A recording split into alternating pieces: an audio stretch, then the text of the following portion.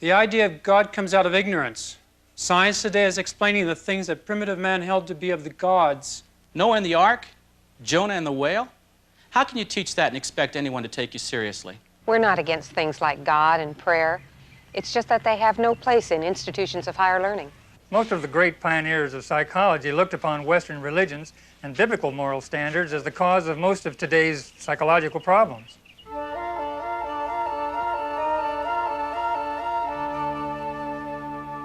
It's our responsibility to the students to prepare them to live in the real world, to help them to stand on their own 2 feet. At some point, they have to recognize things like Santa Claus, Jesus, and Superman for the fiction they are, and to start looking to themselves to solve their problems. If it were up to me, I'd fail any kid who didn't believe in evolution, and I'd be doing him a favor. Passing him would be like sending him on to algebra when he didn't believe 2 + 2 = 4. Darwin demonstrated very nicely that we don't have to make up some great general contractor in the sky in order to get a handle on life in our universe. Sigmund Freud, the father of modern psychology, said it best. Religion is the great obsessional neuroses of our day. We really have to wean our students away from dependence on such drivel.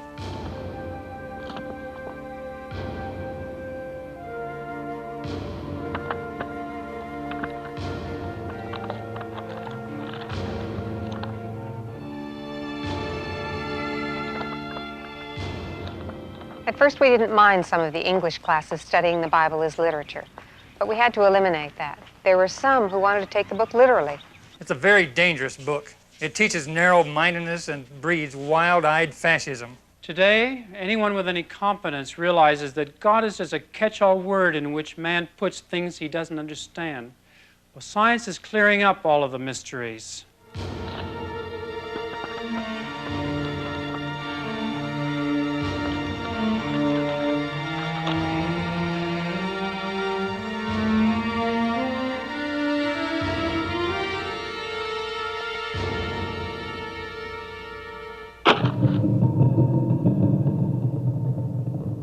Seventy 70% of young people who have been raised in the church will reject their Christian faith during their high school and college years.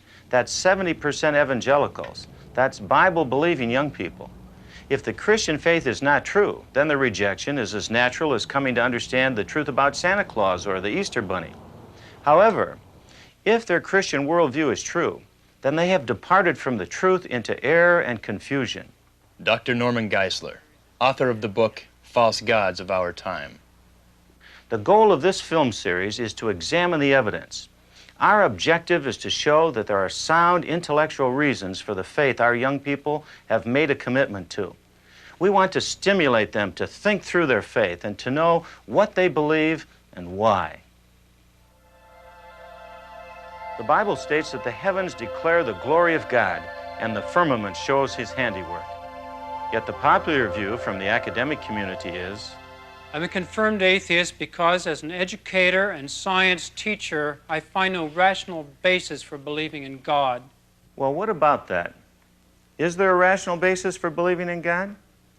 Before we answer that question, we have to decide what kind of God we're talking about. There are three major views that are being promoted today. Atheism is the belief that no God exists. The universe is all there is. Though he claims to be an agnostic, Carl Sagan, the astronomer and popular host of the PBS series Cosmos, would be a good example of one who promotes an atheistic worldview. For him, the cosmos is all that is, or ever was, or ever will be. Atheism and its offshoot, secular humanism, recognize man as the highest form of life that has evolved on Earth. Man then becomes the replacement for God in this belief system. If man worships anything else, it would be the cosmos. Pantheism is the belief that God is everything and everything is God. God is not personal, but rather a power or universal energy of which everything is a part.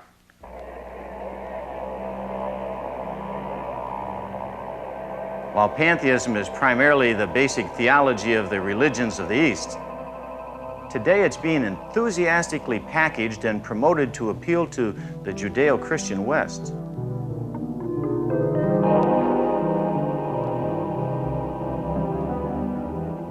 The concept of the Force in the Star Wars films, for example, presents a pantheistic view of God. Theism, which is the view of traditional Judaism, Islam, and Christianity, sees God as the creator. He's infinite and personal. He's transcendent, meaning that he created the universe but is not part of it. A rough example that might clarify how a theistic God relates to the universe would be that of a painter to a painting. As C.S. Lewis has stated, God invented and made the universe, like a man making a picture. A painter is not a picture, and he does not die if his picture is destroyed. You may say he's put a lot of himself into it, but you only mean that all its beauty and interest has come out of his head. So back to the question posed earlier about the possibility of a rational basis for believing in God.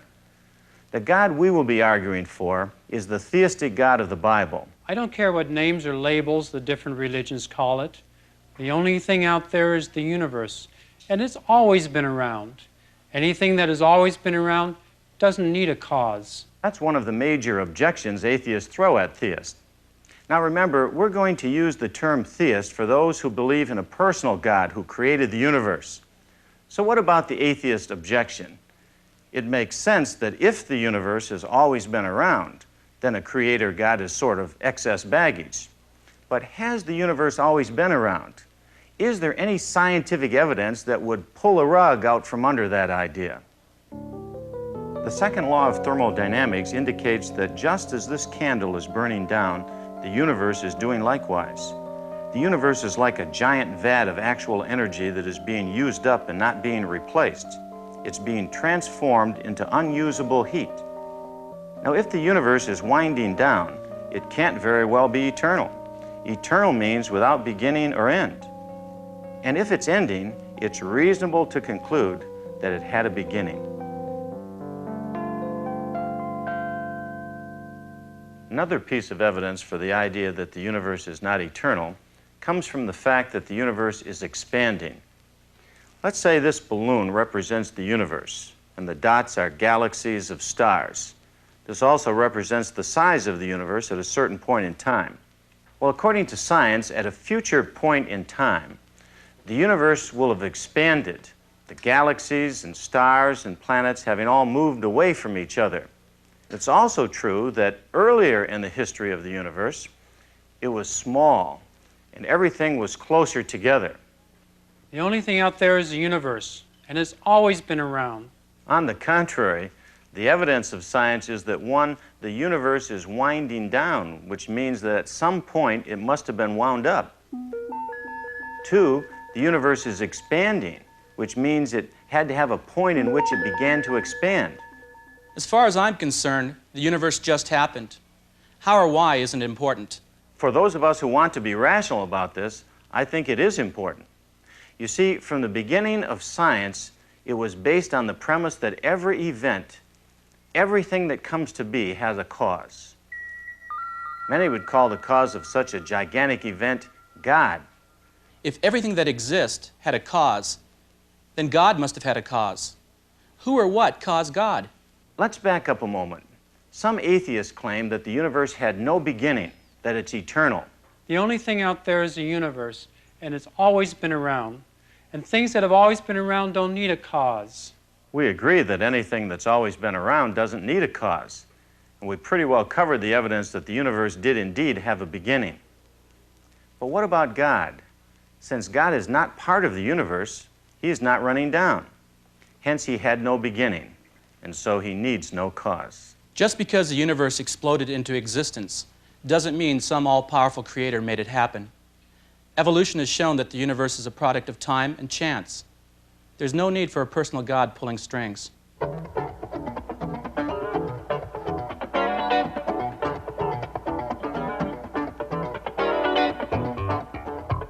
Hey, check out the blazer. I wonder who left it here. Well, I don't see any evidence, no footprints or tracks.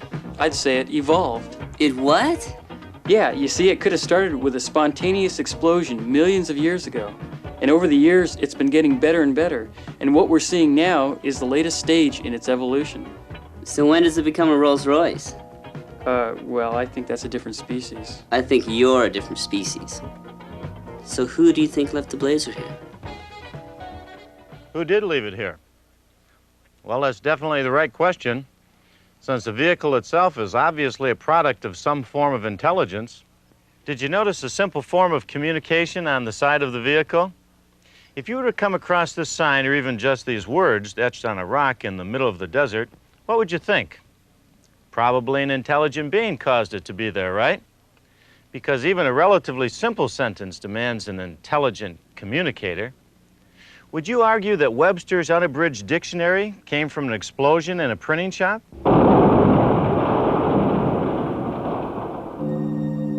The basic idea that a relatively complex message demands an intelligent being as a cause is a very important point. Even atheist scientists apply it to programs which search for extraterrestrial life in the heavens.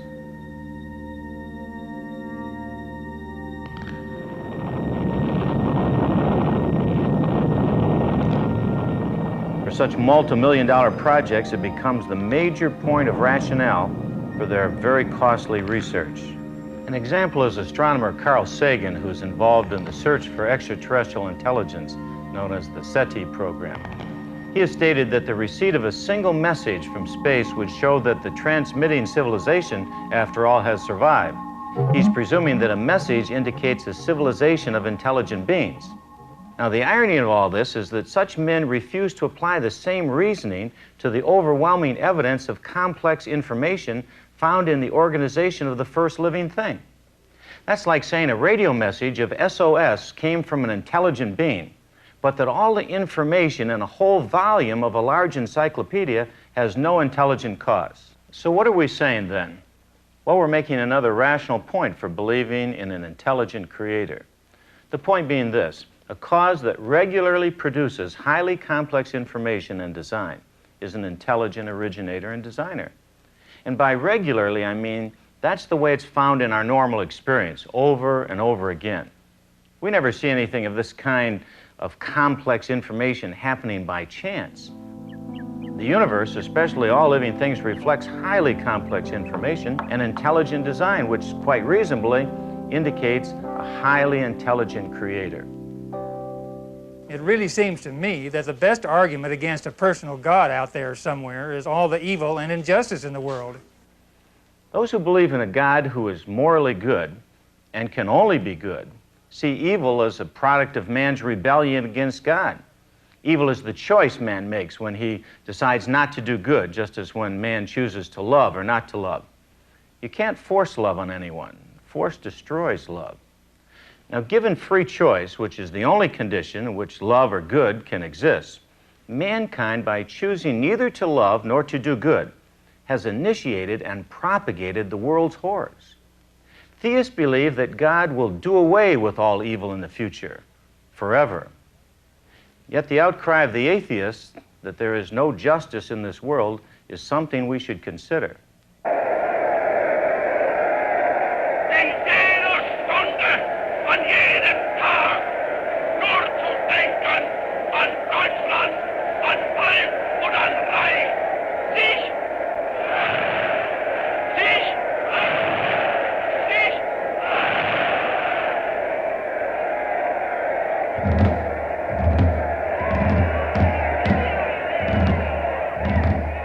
So what do you think of Hitler? Well, he was the worst. How do you figure? Easy, I just compared what he did with what you're supposed to do, and he got the lowest grade possible. But where'd you get what you're supposed to do? You know, what's right. But how do you know what's right? I mean, what's really right? That's an important question. How can we know something is really evil unless we have an objective standard of good? How can an atheist complain bitterly about the injustice in the world unless he has some standard of justice? Before C.S. Lewis became a Christian, he argued against God by pointing out that the universe seemed so cruel and unjust. Then he asked himself, but how had I got this idea of just and unjust? Man does not call a line crooked unless he has some idea of a straight line. Just as if there were no light in the universe and therefore no creatures with eyes, we should never know it was dark. Dark would be without meaning. So what's the point?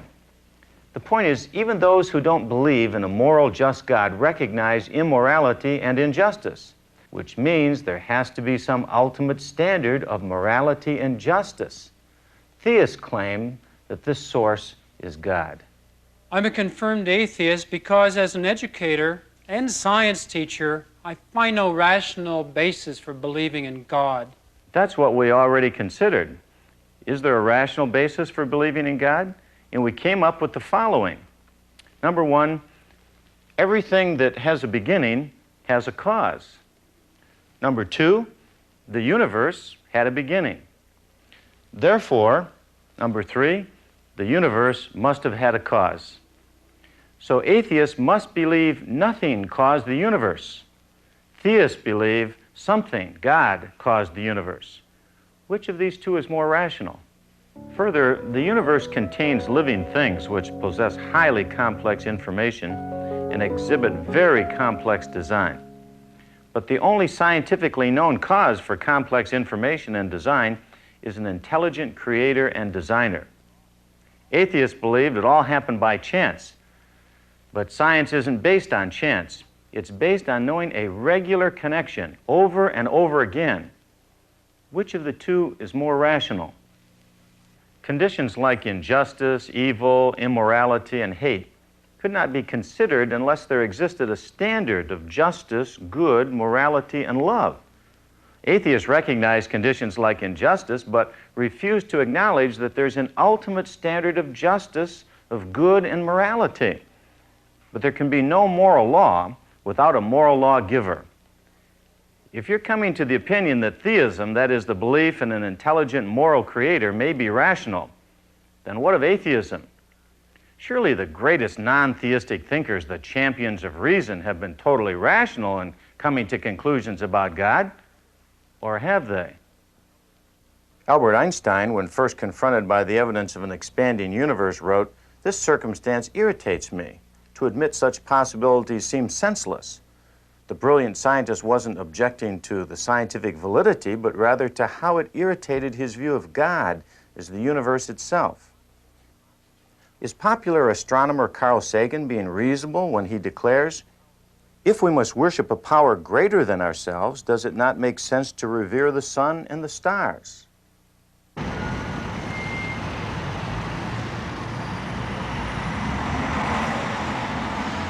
I'm in Red Lion Square in the heart of London, standing next to the bust of Bertrand Russell, one of the most famous philosophers of the 20th century. Russell died in 1970, and one of his most famous books is a little one entitled Why I Am Not a Christian.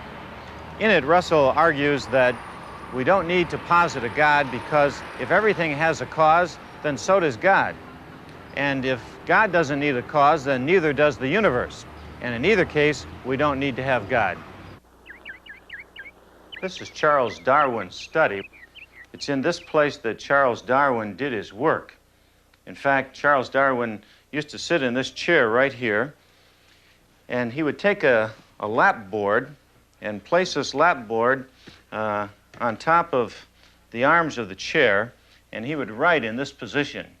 In fact, it's in this position that he wrote The Origin of Species, which was published in 1859. I have a copy of The Origin of Species. In fact, it's the original edition that Darwin produced.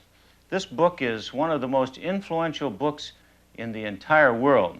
It started a revolution in scientific thought. Charles Darwin is one of the most important figures in modern history.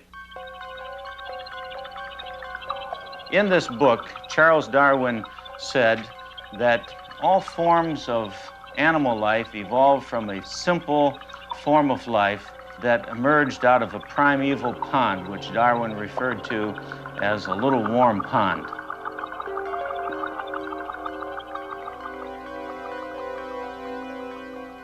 Karl Marx, the founder of modern communism, states plainly the objective of evolutionary theory. In our evolutionary conception of the universe, there is absolutely no room for either a creator or a ruler. Who said atheists don't believe in absolutes? If it isn't obvious by now that reason is not the main criteria for atheists, the following quote from Science magazine puts it in perspective. The theory of evolution itself, a theory universally accepted, not because it can be proved by logically coherent evidence to be true, but because the only alternative, special creation, is clearly incredible. The famous German atheist Friedrich Nietzsche best underscores the problem in his statement, "We deny God as God. If one were to prove this God of the Christians to us, we should be even less able to believe in him." According to his biographer, Nietzsche spent the last 10 years of his life in an insane asylum in anguish over such beliefs. In the book of Romans, it says that all men, without exception, know about God. Yet they suppress the truth in unrighteousness, because that which is known about God is evident within them, for God made it evident to them. For since the creation of the world, his invisible attributes, his eternal power and divine nature have been clearly seen, being understood through what has been made, so that they are without excuse.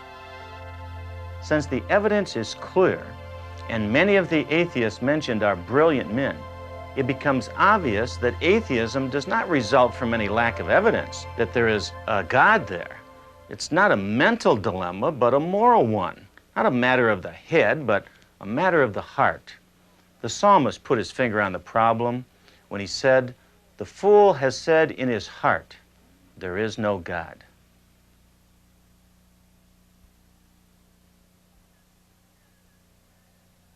Okay, I'm not into spiritual things, all right? But if I have to pick something that's going to be God to me, then it's got to be something that I see, like the ocean, the waves, the sand, things like that. No, I don't believe there's a God. Man's the highest intelligence there is. He's complete and sufficient in and of himself. He doesn't need religion. Well, I believe in the personal God of the Bible, the God who's given us the free will to have a relationship with him, and well, he's the God who created the heavens, the universe, and life itself.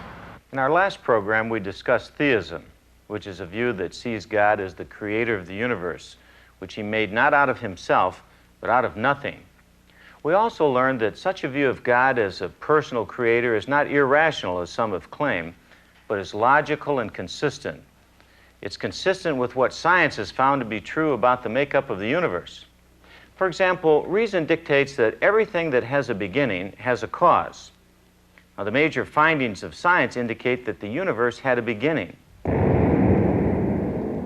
And since the makeup of the universe demonstrates order, complex information, and design in all living things, and a sense of morality within each person, theists believe that such evidence demands a personal, intelligent, moral creator. In other words, God. But there are other views of God besides the theistic one. What about the pantheistic or polytheistic views? I'm into yoga and meditation, so I read a lot in the Eastern religions, such as Hinduism, Buddhism, and I believe God is the all, and everything is God, and God is everything. Well, I believe that just as there's a God of this planet, there are gods of other worlds in the universe. In fact, my religion says I can become one. If you ask me, there's this just a universal mind out there, and it's like one big thought that we're all sort of connected to. I think there is a God, but he obviously needs help because things are so out of control in the world. Not only are various views about God different, but when people try to combine the views, things really get confused. Yeah, I believe in Jesus. He was one of the great prophets like Buddha or Muhammad or Gandhi. All religions are basically the same anyway. They're different paths that eventually end up in the same place. The God of the Bible is just like the Force in Star Wars. He's in every one of us. It's just some people aren't aware of that yet. I don't think we're really tapping into our full divine potential unless we understand that we're part of God. When people consider God, there seems to be no end to the different ideas they come up with. And you might say, well, God's a big subject. He's infinite. So there's no end to what you could say about him. And in a certain sense, that's true. Yet some of the views that we've heard were contradictory. For example, compare these two views. Well, I believe in the God of the Bible, the personal God who gave us the free will to have a relationship with him. And he's the creator of the universe and the heavens and life itself. God is not a creator, but an impersonal force, like the energy that exists in everything. So to me, God is not a he or a she, but an it. So although there are many ideas about God, if they are contradictory, they can't all be true. In this second show of the series, we're going to examine the major views of God that differ with theism.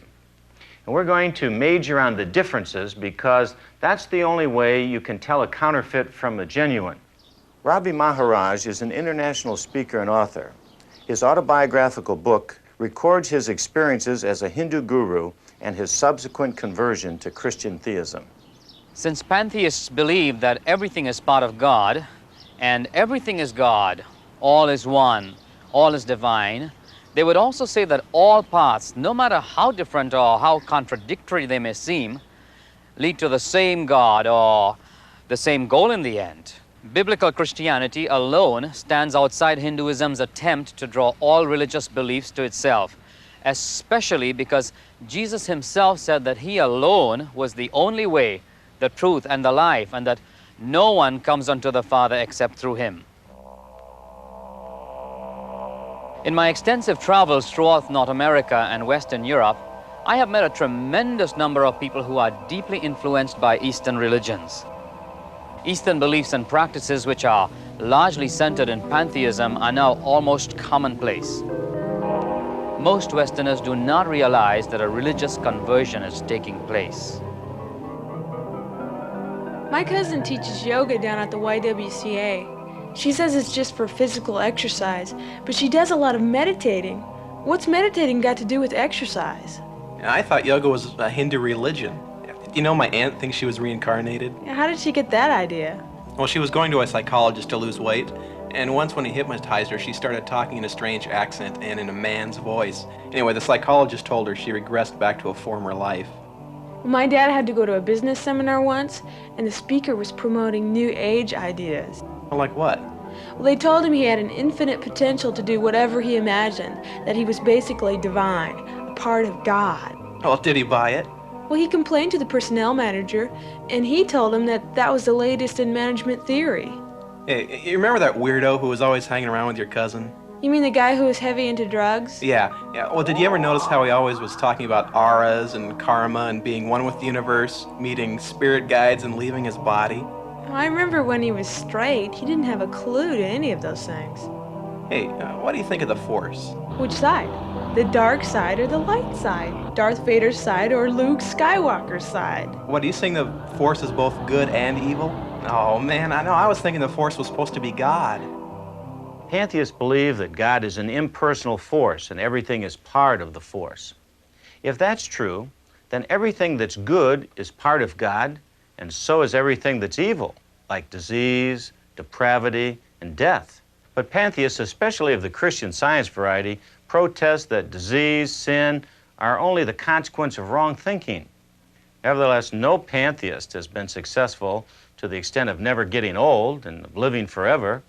Pantheists say that the whole of the material universe is not real.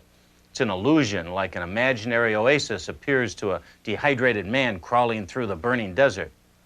Nevertheless, a pantheist who drives his car into someone else's car ends up with more than a smashed illusion, and a good deal more than his imagination broken.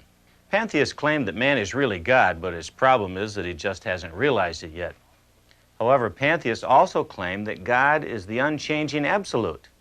However, if man has to change from not knowing he is God to realizing his own godhood, how can he be the unchanging God?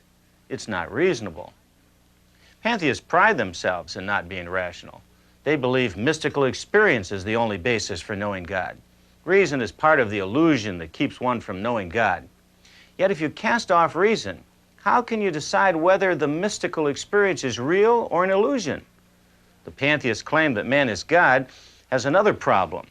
How did the pantheists ever come to such a conclusion without reasoning to it? I wouldn't deny that pantheists have experiences. They major in experiences, mostly of the mind-altering variety through yoga, meditation, drugs, hypnosis, and so forth. On such mind trips, they claim to experience God. But how do they know?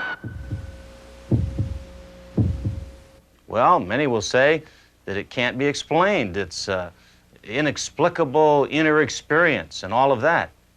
Nevertheless, they must have had some reason for deciding that they were experiencing God, which is puzzling because pantheists tell us that you can't trust reason. It's an illusion. Polytheism is the belief in many gods. Egypt was known for its many gods. Here at the pyramids and in the surrounding areas, there were temples and gods in multitudes. These are the gods that the Bible says that the plagues of Egypt came upon. The gods of the river, the gods of the sky, the gods of frogs. Actually, polytheism is not simply an ancient belief, but polytheism has resurrected in the 20th century and is now coming from east to west and is practiced even in the United States. Polytheists don't believe in an infinite God beyond the universe. Their gods are limited in power and operate in certain domains of the natural world, usually associated with natural phenomena, such as the god of rain or the sun god. Some are also believed to be overlords of many aspects of life, from fertility to war to beauty to love.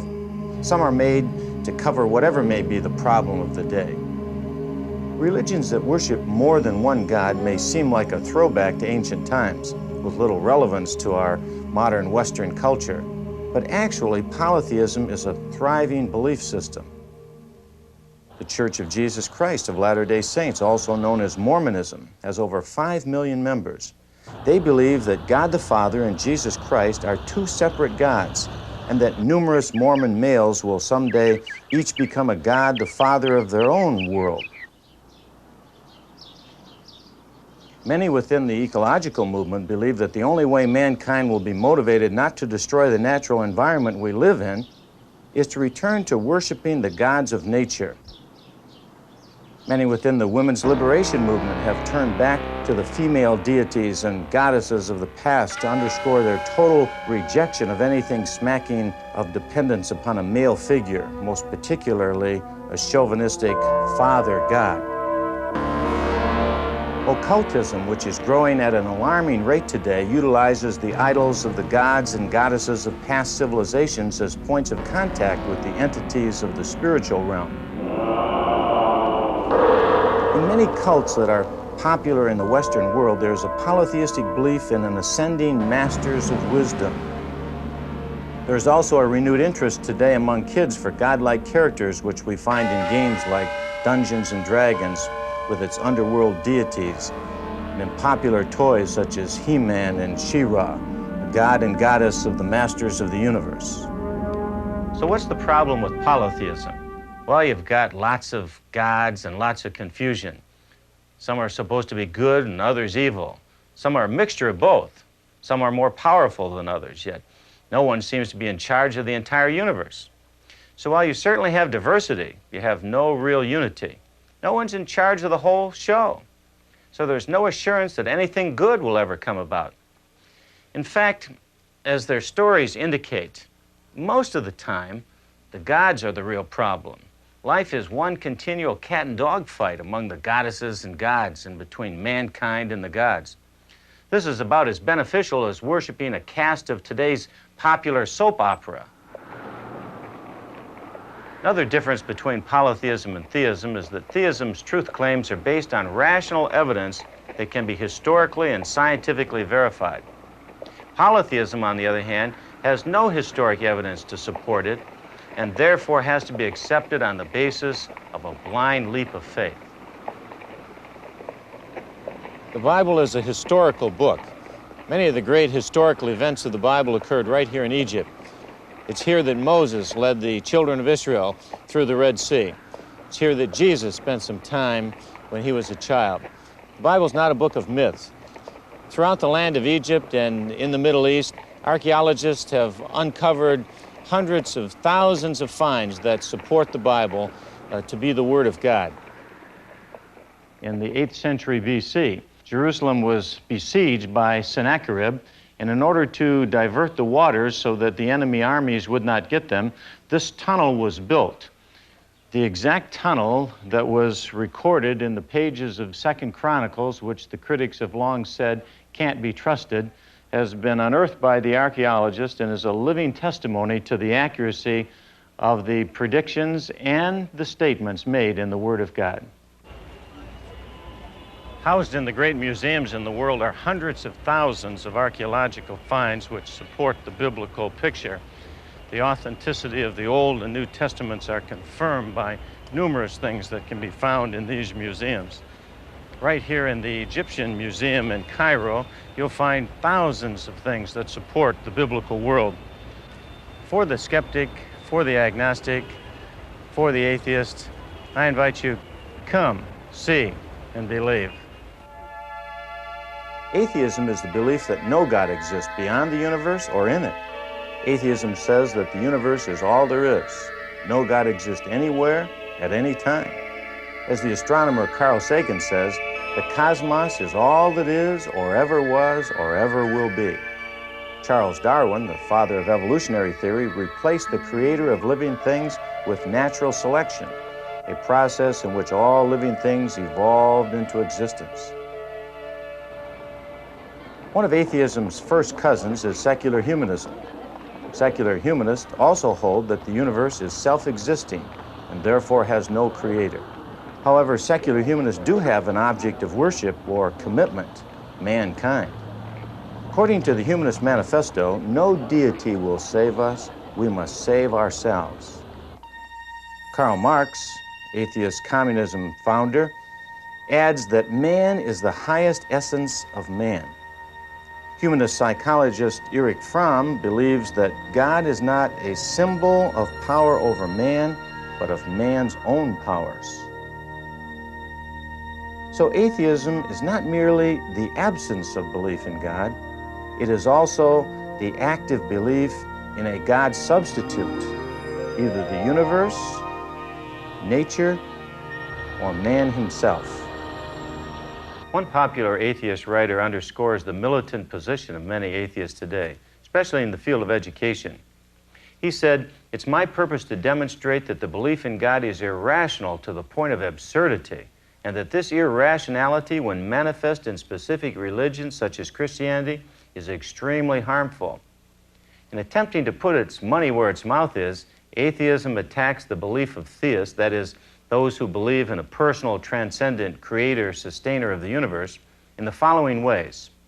Some atheists state that theists believe that God is self-caused, meaning that he created himself, which atheists regard as completely irrational. No one can exist before he exists, including God. Atheists are correct in stating that God cannot be self-caused, but theists don't claim that God was self-caused. God didn't cause himself. God is uncaused. He's eternal. The universe, however, had a beginning, so it must have had a cause. Theists believe that the cause of the universe was the personal creator God of the Bible. Atheists are in a more difficult position. As a leading atheist philosopher points out, according to the Big Bang Theory, the whole matter of the universe began to exist at a particular time in the remote past. A proponent of such a theory, at least if he's an atheist, must believe that the matter of the universe came from nothing and by nothing. The atheistic beliefs that deny a creator depend totally upon time and chance to produce an ordered result. Inasmuch as the atheist's stated chief objections to theism are, 1, that it is irrational, and 2, that the universe has no beginning, you have to wonder if their real objections are indeed intellectual. The different views of God or of the gods that men and women hold are not just ideas that have no real meaning for their lives. The beliefs we choose or reject affect all aspects of how we live.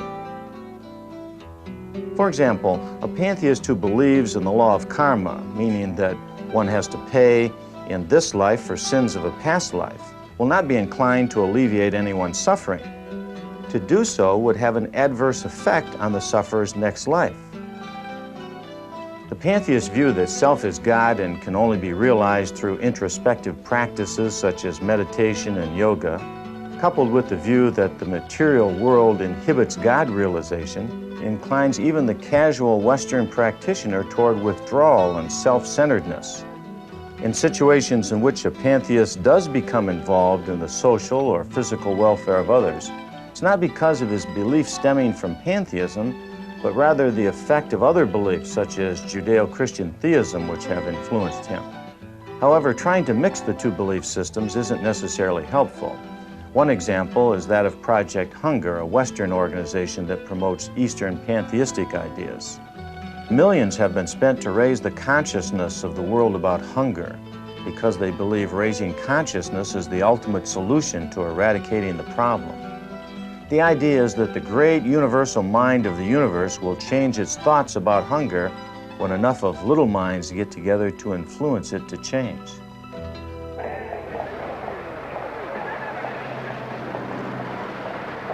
Atheists, by rejecting God, have no ultimate basis for moral law. Without a God who prescribes what is right and what is wrong, there's no basis for moral absolutes. Because to have an absolute law, there must be an absolute lawgiver. So then whatever seems to work at the time for the majority is implemented. Laws become a jungle affair with only the strongest surviving. Any true basis for right and wrong ceases to exist. Without a standard for morals, it doesn't make any difference what goes on.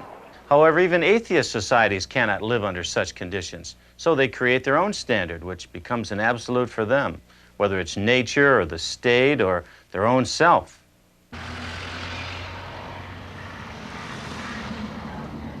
As we have seen, there are specific differences in the various beliefs about God, and these differences show up in the actions and objectives of those who hold such views.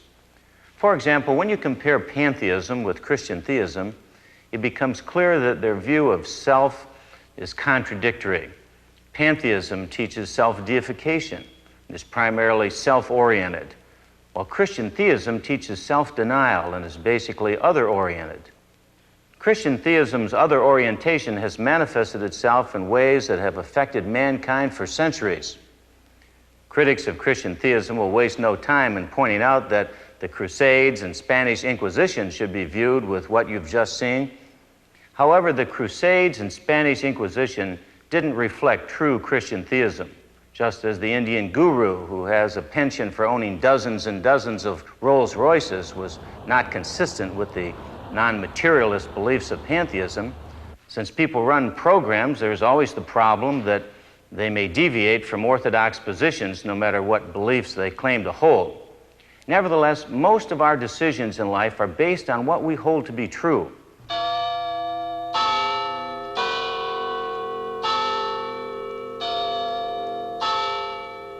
Behind me is the church where William Wilberforce attended. In 1833, he died having accomplished one of the greatest things in modern society. He was the Abraham Lincoln of Britain because William Wilberforce almost single-handedly in Parliament accomplished the abolition of slavery. John Wesley was an inspiration to Wilberforce. In 1791, he wrote to Wilberforce in these words, "If God be for you, who can be against you? Be not weary in well-doing. Go on in the name of God and in the power of his might, till even American slavery, the vilest that ever saw the sun, shall vanish away before it." Wilberforce accomplished that very inspiration. The point of this second program in this series was to survey the different contradictory views of God and to see if choosing any particular one makes any difference. Well, it should be quite obvious that it does. Even those who have spent their lives criticizing Christian theism, such as Bertrand Russell, acknowledge its significant effects. He said, for example, "The thing I mean, please forgive me for mentioning it, is love, Christian love or compassion. If you feel this, you have a motive for existence, a guide in action, a reason for courage, an imperative necessity for intellectual honesty." The French atheist Jean-Paul Sartre recognized that there was also a definite consequence in rejecting the God of the Bible. He said, "If God does not exist, we are not provided with any values or commands that could legitimate our behavior. We are left alone, without excuse." Choosing a view of God that is false, whether in passive ignorance or in active rebellion, leads to destruction and death. The sobering consequences are clearly articulated in the first chapter of the book of Romans. They exchanged the truth of God for a lie. So it was that when they gave God up and would not even acknowledge him, God gave them up to doing everything their evil minds could think of. Their lives became full of every kind of wickedness and sin, of greed and hate, envy, murder, fighting, lying, bitterness, and gossip. They were fully aware of God's penalty for these crimes. Yet they went right ahead and did them anyway, and encouraged others to do so too.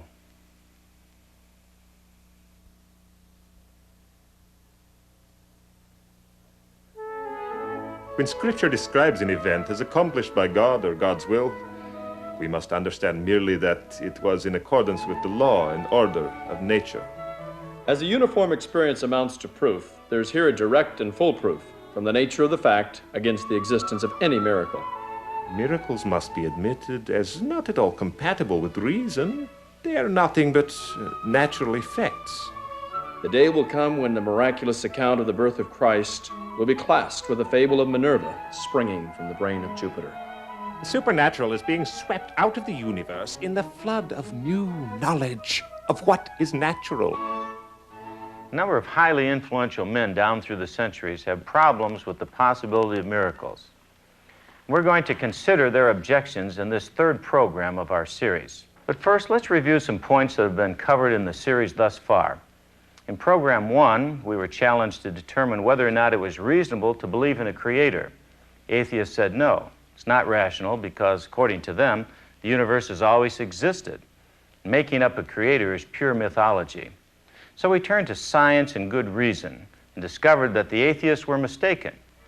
We found the evidence of science to be overwhelming in support of the universe having had a beginning. And since it had a beginning, the universe could not have existed forever. We then reasoned that the universe must have had a cause because everything that has a beginning has a cause. So then we asked who or what created or caused the universe. In the process of exploring the possibilities, we discovered that who rather than what was the appropriate question. The reason being that the first living thing had highly complex information in it, and such information regularly comes from an intelligent source. As an illustration, consider the formations of Mount Rushmore compared with formations found in the Grand Canyon. The choice for their cause is either a non-intelligent being, such as wind or rain, or an intelligent being, such as a skilled man. Since we know that wind and rain do not regularly carve out the faces of Washington, Lincoln, Jefferson, and Roosevelt, it is reasonable to assume that the shaper of Mount Rushmore's stone faces was an intelligent being. Therefore, the more appropriate question to ask is who, rather than what, formed this monument. Inasmuch as the first living thing contained information a great deal more complex than the visual information of Mount Rushmore, we concluded that the cause of the universe and of first life is an intelligent being.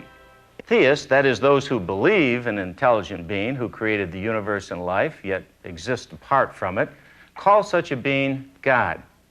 In program 2, we compared theism with other ideas about God, most particularly atheism and pantheism. Pantheists believe that God is an impersonal it, that everything is God and God is everything. In the pantheist view, God is considered to be an all-pervasive energy, a universal mind or cosmic consciousness. The force of Star Wars, with its light and dark side, is a contemporary example of a pantheist concept of God. Atheism is the belief that no God exists.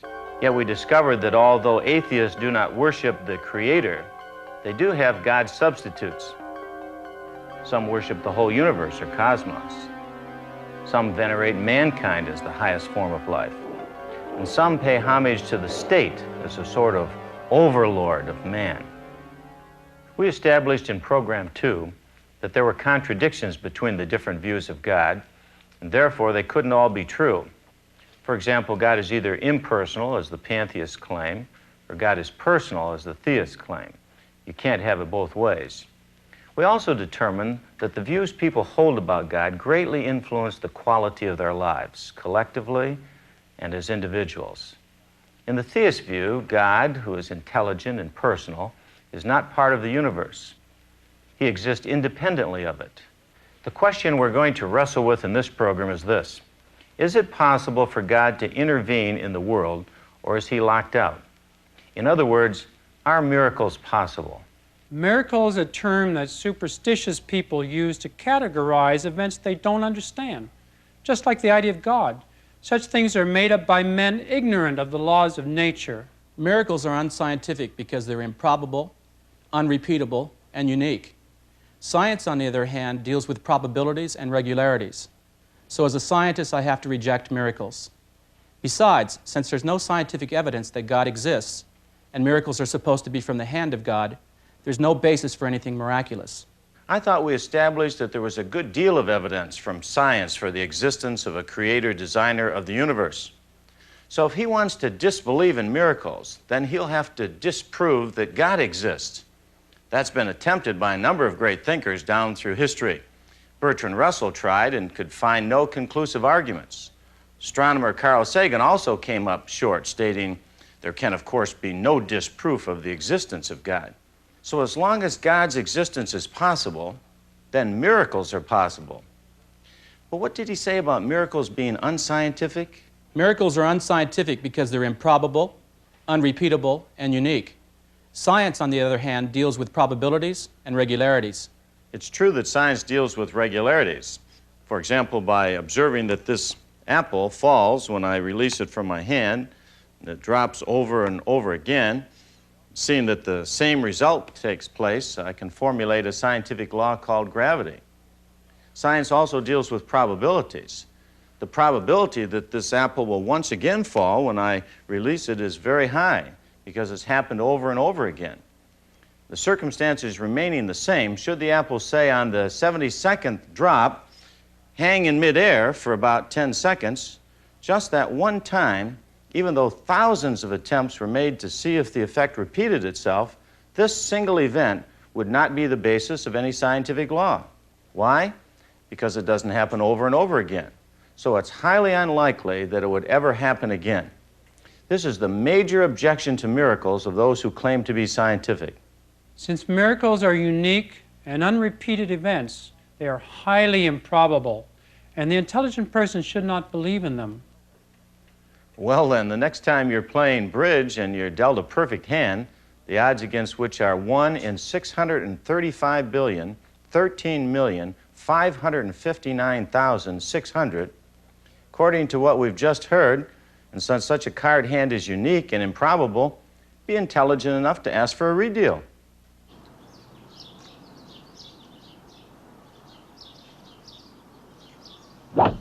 Or if you happen to knock your drive toward the pin on a par 3 and by highly improbable chance it goes in, don't be foolish enough to believe it.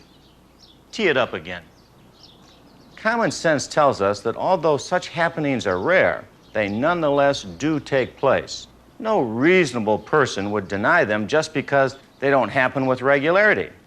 I'd like to believe that you actually made that hole in one, but being a man of science, I'm afraid I'm going to have to ask you to do it 11 more times? It seems then that those who reject miracles in the scientific community demand that the highly improbable be repeated. Even great scientific events like the origin of the universe are singular, unrepeated events. It happened once and has not been repeated since.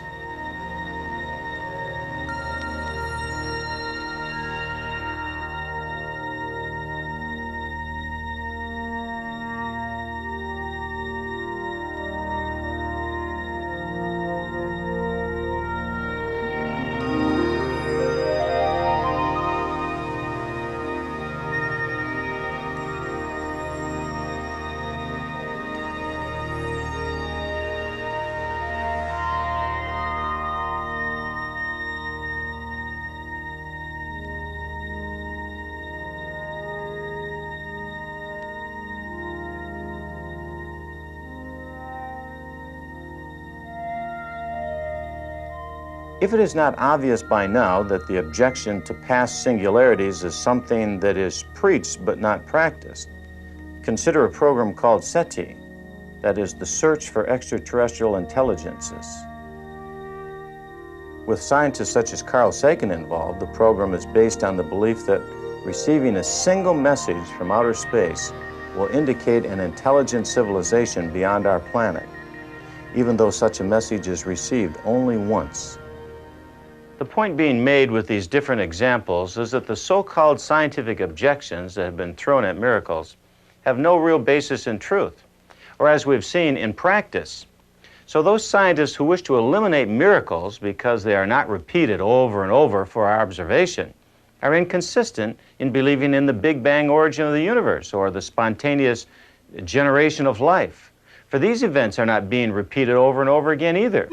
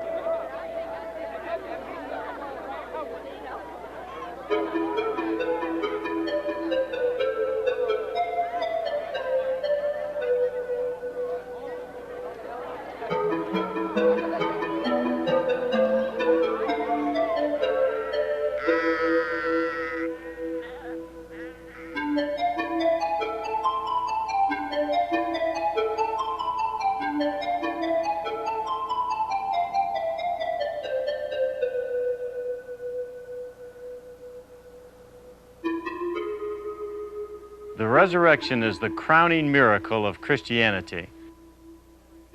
The story is recorded in Matthew chapter 28. And the angel answered and said to the women, "Do not be afraid, for I know that you are looking for Jesus who has been crucified. He is not here, for he has risen just as he said.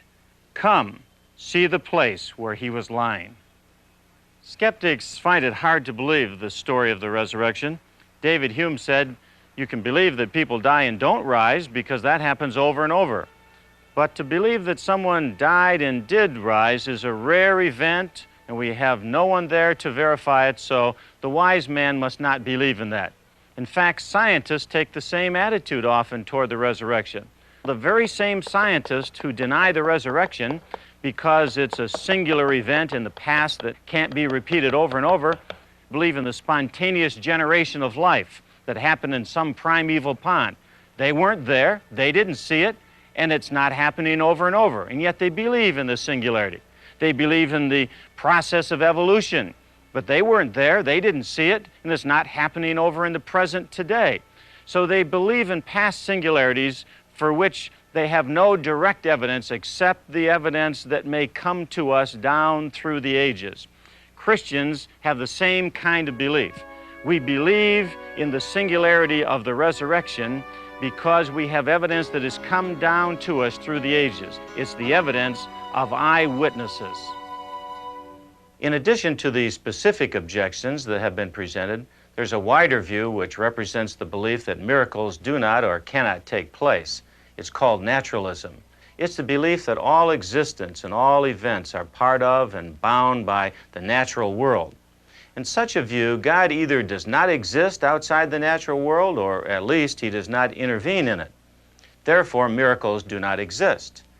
Everything conforms to the laws of nature.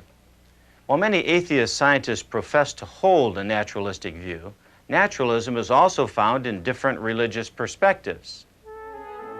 Contrary to the opinion of some, many of the founding fathers of this country were not Bible-believing theists, they were deists.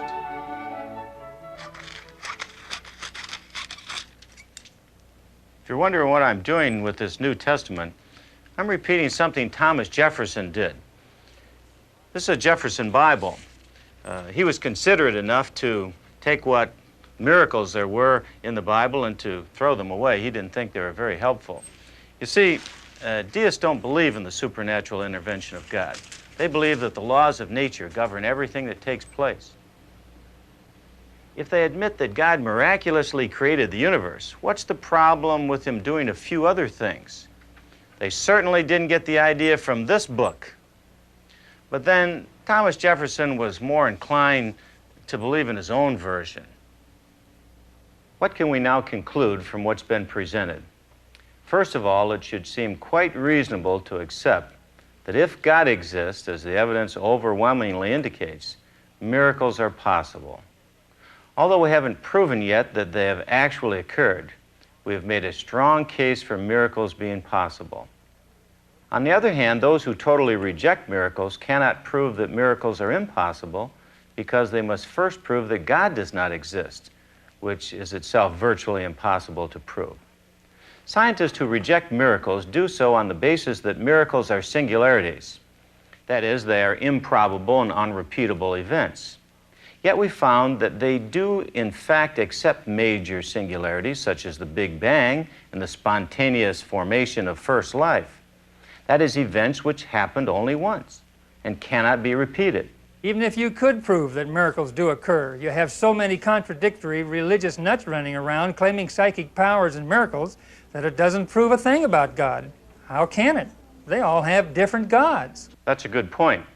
In pantheism, there are hundreds of gurus performing incredible feats, so-called signs and wonders, which they say authenticate their claim to be God.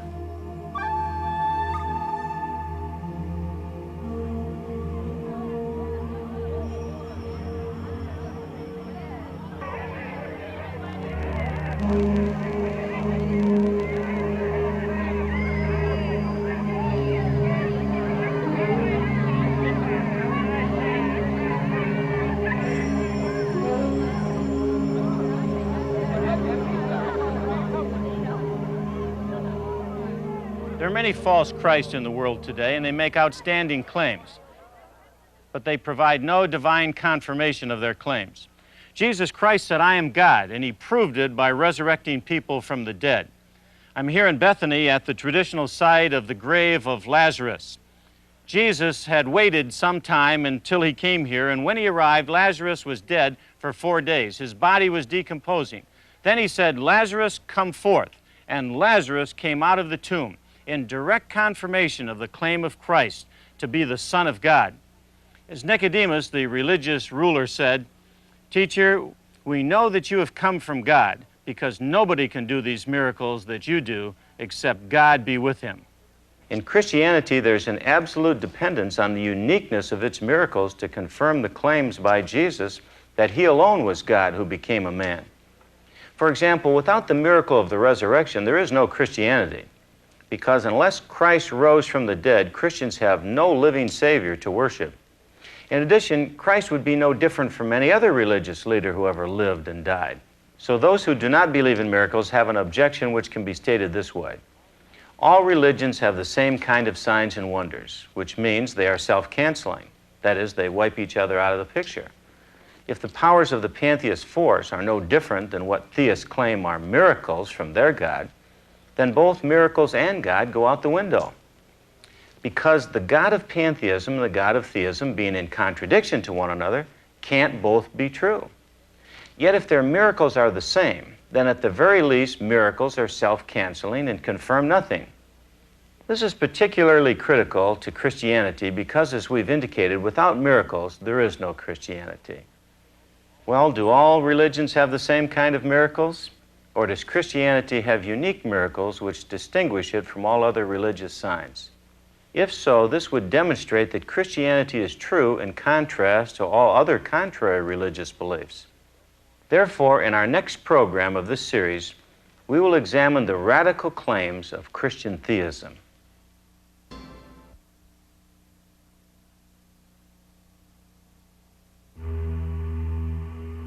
My guru Sai Baba is the avatar of the age, truly God in human flesh. His signs of healing, knowing the thoughts of others, prove his divinity. Rajneesh is Bhagwan, he is God. You only have to be in his presence to sense his divine power. Maharishi means great seer.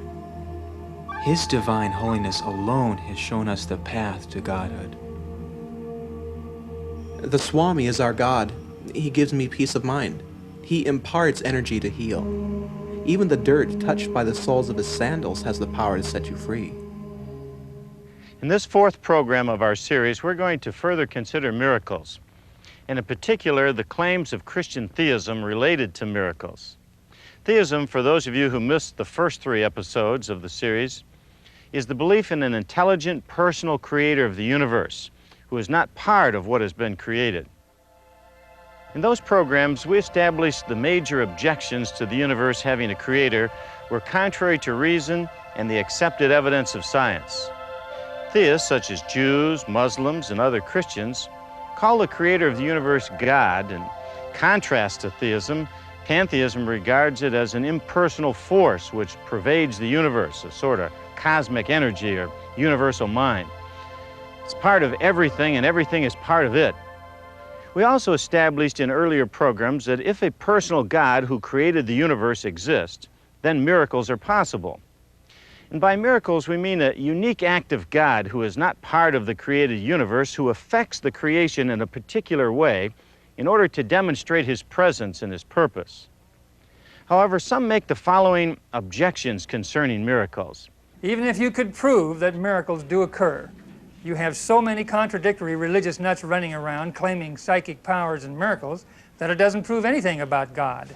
How could it? They all have different ideas about God.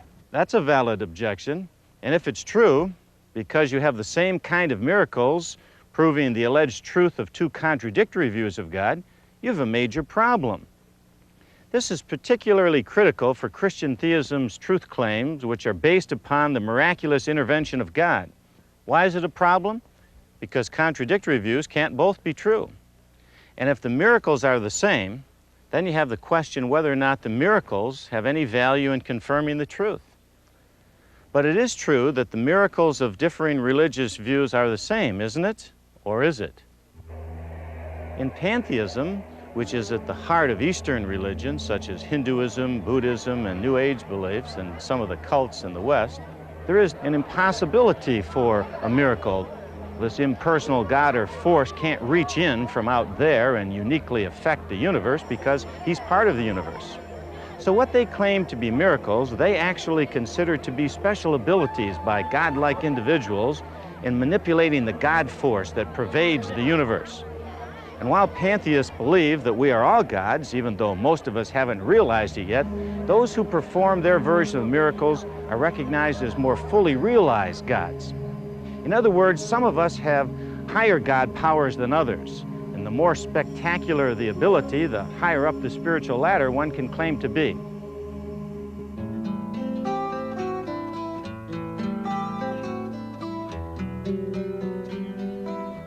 The Christ of the Bible lived and taught, died and rose from the dead here in Jerusalem. Today there are many challenges to the Christ of the Bible. There are gurus from the East. With me is Carol Matriciana, who spent 19 years of her life in India, where she encountered many of these false Christs. She's author of a best-selling book, Gods of the New Age. Carol, what's the difference between the Christ of the Bible and the God of the gurus of the East? The Eastern concept of God is that divinity is an it. It's an impersonal thing that is in the breeze, the trees, animals, and in human beings.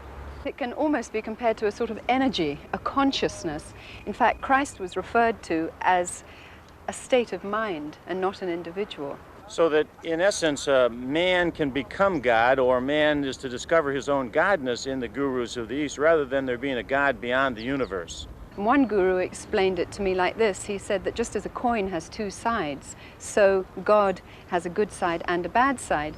Now what that did to me is made me think that I also had no sin. Actually, there's no forgiveness in this system. No, there is no forgiveness because nothing has been done wrong. There is no sin and there's no mercy. But obviously there's an innate feeling in human beings that we haven't achieved purity. So this results in a sort of work system, and one tries to better oneself in this life through reincarnation. Well, there are many people who think that reincarnation and resurrection are the same. The Christ of the Bible resurrected from the dead. Are these the same concepts? No, there's absolutely no similarity between resurrection and reincarnation. Resurrection is the raising of the physical body. Reincarnation is the idea of the soul going into another body again and again and again. Now, the resurrection from the dead is the crowning miracle of Christianity. Christ claimed to be God. He proved to be God by performing many miracles and then resurrecting from the dead.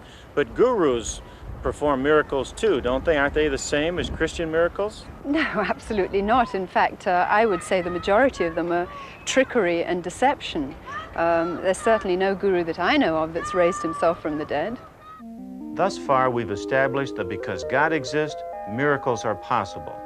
and the miracle claims of different religions are not the same. If Christ's miraculous claims weren't factual and unique, then no one should believe his claim to be God. As a matter of fact, if Christ isn't God, Christianity is the ultimate ripoff. Therefore, the crucial question remaining is this: are its miraculous claims credible? One major objection is that the writings are unreliable, that the documents were altered over succeeding centuries, that they are mythological with no or little historical basis. Are those objections true? Out of all ancient literature, the New Testament is the most well-authenticated document. There are more manuscripts of the New Testament plus earlier and more reliable copies of original manuscripts or autographs of the New Testament than of any other work from ancient times. Some copies or portions of the New Testament can be dated as little as 100 years from the date the autographs were composed. The New Testament survives in over 5,300 hand-copied manuscripts, while most other classical works survive in fewer than 2 dozen. Even with only 10 early copies of Caesar's Gallic Wars, through the application of textual criticism, scholars trust that such copies are accurate, that they're good representations of the originals. In addition, the time gap between the earliest known copy of Gallic Wars and its original is 900 years. The average time gap for early classical works is 1,000 years. Scholars regard the closeness of time of the writing of an original text to the time the copies were made as important in maintaining the purity of the text. In other words, the closer, the more accurate. With a mere 100-year gap between the earliest New Testament copies and the originals, and considering the overwhelming number of copies, no other text from the ancient world is nearly as reliable as the New Testament text. Even if the biblical texts are accurate and reliable, that doesn't prove that what's in it is anything more than the drivel of some deluded holy men. It's pure mythology, as far as I'm concerned. Men such as American founding father Thomas Paine and British mathematician and philosopher Bertrand Russell and even the famous missionary Albert Schweitzer all argued that the historical Jesus never existed. Some critics believe that the events could have been mythologized. Yet that would have been difficult because the New Testament writers were contemporaries of Jesus, which means that there were plenty of eyewitnesses around to object to any distortions of the facts. It's commonly accepted that it takes at least 2 generations from a historical event to its writing for a legend to develop. Yet the New Testament was written by the first-generation eyewitnesses. But were the events of Christ's life historical? Although Thomas Paine and Bertrand Russell and Albert Schweitzer were brilliant men, it seems that history was not their best subject. Early first-century historians abound with references to Jesus of Nazareth, who is called the Christ. Tacitus, a Roman historian, wrote, "Christus, the founder of the name, was put to death by Pontius Pilate, procurator of Judea, in the reign of Tiberius." The Jewish historian Josephus wrote, "At this time there was a wise man who was called Jesus, and his conduct was good, and was known to be virtuous. And many people from among the Jews and other nations became his disciples. Pilate condemned him to be crucified and to die. And those who had become his disciples did not abandon his discipleship. They reported that he had appeared to them 3 days after his crucifixion, and that he was alive." These secular historians wrote at the very time that Christ lived. Even the Christian writer Justin Martyr, who lived in the 2nd century AD, referred to secular historical documents to support the historical acts of Jesus. He wrote, "And that he did those things you can learn from the acts of Pontius Pilate." In actual fact, if we lost the very New Testament documents, it could all be reconstructed except for 11 verses from the manuscripts of early writers. So what can we conclude? Well, if you reject the historical basis of the New Testament, then you're going to have to throw out all of classical history. The New Testament is the best attested historical and biographical work we have of any classical period, event, or person. Skeptics say the Bible cannot be trusted. And one of the reasons for this is that some of the Old Testament was written before 1000 BC.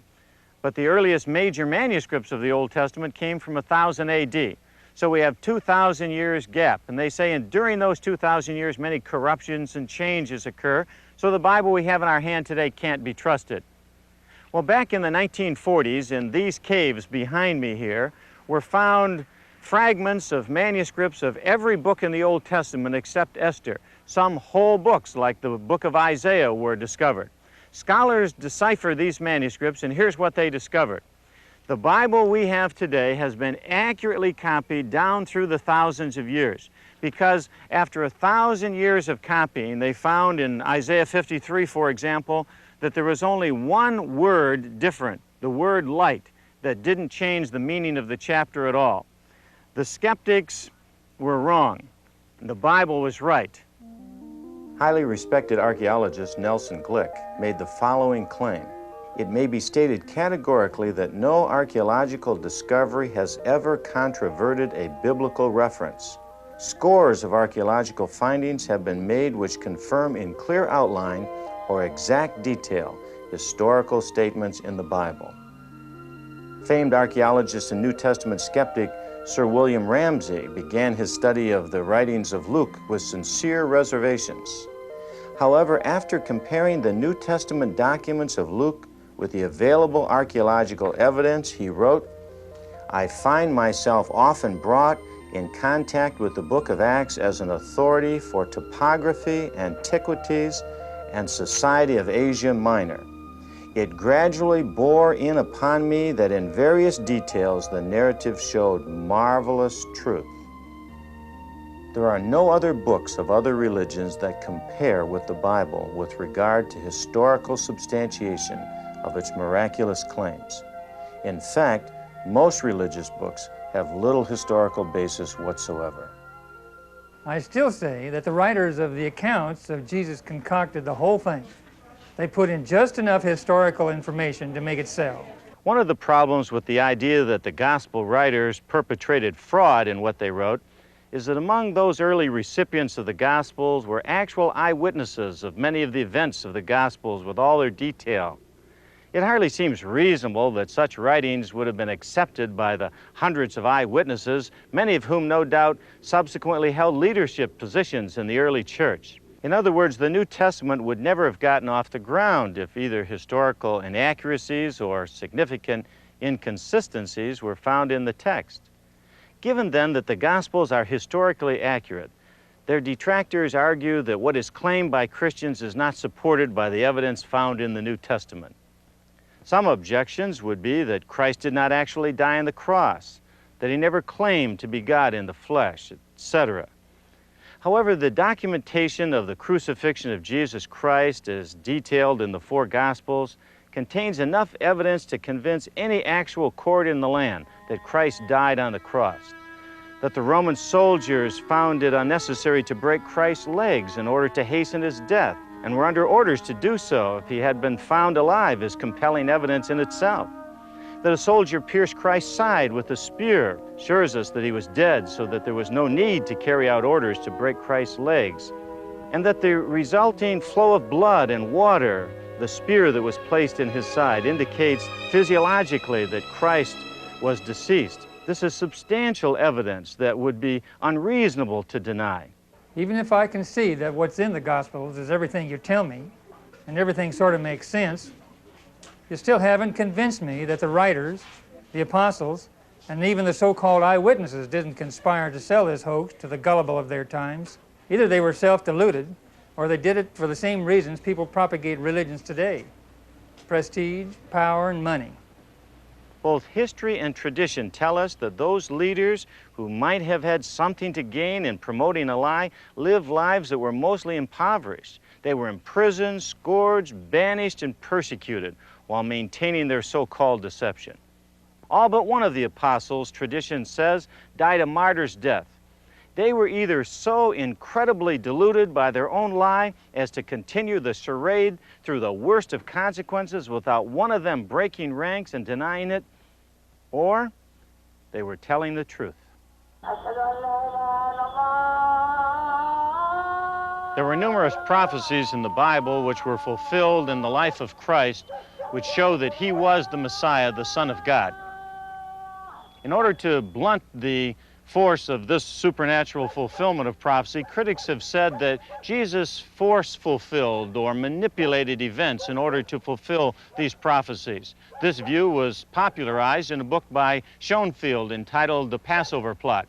Just to show how ridiculous critics can get, let me point out that there were a number of things that Jesus could not possibly have manipulated. Right behind me is a classic example, the old town of Bethlehem. Micah 5:2 said that Jesus would be born in this town. Now, how do you force, fulfill, or manipulate where you're going to be born? The Bible also said that Christ would be crucified in the very time in which Jesus of Nazareth lived. Now, how can you force, fulfill, or manipulate events that lead to your crucifixion? The Bible said that Jesus would be born of a virgin. How do you manipulate that you're going to be born of a virgin? So the event of Christ's birth was not manipulated. It was a divine confirmation of his claim to be the Son of God. In order to avoid the overwhelming miraculous evidence that Jesus was the Son of God, many critics say that he never claimed to be God. This, of course, is contrary to the historical record. In Matthew chapter 12, they asked Jesus for a sign. He said, "I will give you no sign except the sign of my resurrection. I'll be 3 days and 3 nights in the heart of the earth." In Matthew chapter 26, Jesus stood before Caiaphas, the high priest, not far beyond these walls in the temple area. The high priest said, "I adjure you by the living God, tell us whether you are the Son of God." Jesus answered, "I am the Son of God, and furthermore, you're going to see me coming someday in power and great glory." There are many predictions of the Messiah in the Old Testament, and some of them came to an amazing fulfillment right here in Galilee. It was in a synagogue not far from here in Galilee that Jesus stood up on the Sabbath to read in fulfillment of Old Testament prophecy. He took the scroll from the attendant and read these words, "The Spirit of the Lord is upon me, because he anointed me to preach the gospel to the poor. He has sent me to proclaim release to the captives and recovery of sight to the blind, to set free those who are downtrodden, to proclaim the favorable year of the Lord." Then Jesus gave the scroll back to the attendant, and he said to the people who were amazed at his words, "Today, this scripture has been fulfilled in your hearing," thus fulfilling the prediction that the Messiah God would come in the person of Jesus Christ. Along the shores of Galilee, Jesus entered into the city of Capernaum. There he entered into a house, and a throng of people had followed him to the house. In this house, he made one of his claims to be God. On this occasion, Jesus looked at a man whom they had let down through the roof because they couldn't get in for the crowd, and he said, "Your sins be forgiven you." The scribes who were standing around said, "Who can forgive sins but God only?" recognizing his claim to be God. Perceiving that they had said this, Jesus said, "Which is easier, to say your sins are forgiven, or arise and walk? In order that you may know that I'm the Son of Man, I'm going to say to the man, arise and walk." He did, and the man walked away with his pallet. Jesus claimed to be God, but he proved it by performing supernatural acts. Some time ago, a motion picture called The Last Temptation of Christ was released by Universal Studios. It caused a huge uproar. Many outstanding Christian leaders and theologians said that it was blasphemous. Although those who produced the film explained that it was not based on the accounts of the life of Jesus of Nazareth in the Bible, millions boycotted The Last Temptation of Christ. It depicted the historical Jesus as an indecisive man, a fornicator, a weak, unstable individual who wasn't sure who he was. Disturbing as this and other films are that give inaccurate presentations of Christ, they do accomplish one positive thing. They cause sincere Christians to reconsider the character of Jesus, his lifestyle, and the temptations he faced. Hebrews 4:15 says, "For we have not a high priest which cannot be touched with the feelings of our infirmities, but was in all points tempted like as we are, yet without sin." This scripture comforts and encourages us in our struggles and temptations, but we need to consider it in the light of James 1:14 and 15. But every man is tempted when he is drawn away of his own lust and enticed. Then when lust has conceived, it bringeth forth sin, and sin, when it's finished, bringeth forth death. The historical Jesus did not have a sinful nature. He was not tempted by his own evil desires because he had none. According to 1 John 2:16, all that is in the world, the lust of the flesh, the lust of the eyes, and the pride of life, is not of the Father, but is of the world. Jesus was a man, and as such, he was capable of sin. But his temptations were external. Our temptations are internal and come from our own twisted, sinful natures. A close look at the last temptation of Christ shows us that it's really a story of a New Age Jesus. On the introductory page of the script is this quote by the author of the book on which the movie is based. "It is not God who will save us, it is we who will save God by battling, by creating, and transmuting matter into spirit." Now this is clearly a New Age belief. The Christ character in the film is acting out of a role of self-realization. Through self-awareness, he is coming into the consciousness that God dwells within him. This too is a New Age concept. This emerging Christ becomes a role model for us as we supposedly seek our own godhood. Whereas the biblical picture of Christ is of God becoming a man, the last temptation of Christ depicts a man struggling to become God. When the Jesus of the Bible died on Calvary, he died as a pure and spotless sacrifice for the sins of the world. Although he had been tempted, he remained sinless. Only in this way was our redemption possible. Jesus Christ did rise from the dead, and he left overwhelming evidence. In fact, the New Testament records that over 500 people saw Jesus Christ after the resurrection. He showed them his hands with the scars. He showed them his side. He said, "Give me fish and I can eat." Jesus Christ proved himself alive by many infallible proofs. The scriptures tell us that he was the Son of God that he claimed to be. Some years ago, I was sharing with a skeptic, and he didn't believe that God existed. And so I gave him a brief argument for the existence of God, that if the universe had a beginning, it must have a beginner. If the universe showed design, it must have a designer. Being convinced that there was some kind of God and therefore that miracles were possible, I gave him a book by a converted skeptic named Frank Morrison, Who Moved the Stone. The author narrates how he started out to disprove Christianity, but in the process of doing it, he wrote a book in confirmation of the resurrection of Christ. I shared this with my friend, and he read the book, and as I talked to him again, I said, "What do you think of the evidence for the resurrection of Christ?" He said, "I think it's very convincing." And we bowed our heads together and prayed, and he received Christ as his living Lord and Savior. Some years later, he visited this very tomb. He was overcome with emotion and broke out in tears of rejoicing that Jesus Christ had risen from the dead and who vacated the tomb permanently on Easter morning. This same experience has happened to other skeptics. Lord Littleton, who looked into the evidence, was convinced that it was valid. Simon Greenleaf, the great attorney who taught for years at Harvard University and wrote the book on legal evidence, became convinced that the New Testament documents are reliable and that the resurrection is a historical event. Yes, for the skeptics, for the agnostics, for the atheists, there is a God who exists. He can perform miracles, and the resurrection is the greatest of all. And here is an empty tomb to testify to the reality of Christ, who said, "I am the resurrection and the life. Whosoever lives and believes in me shall never die."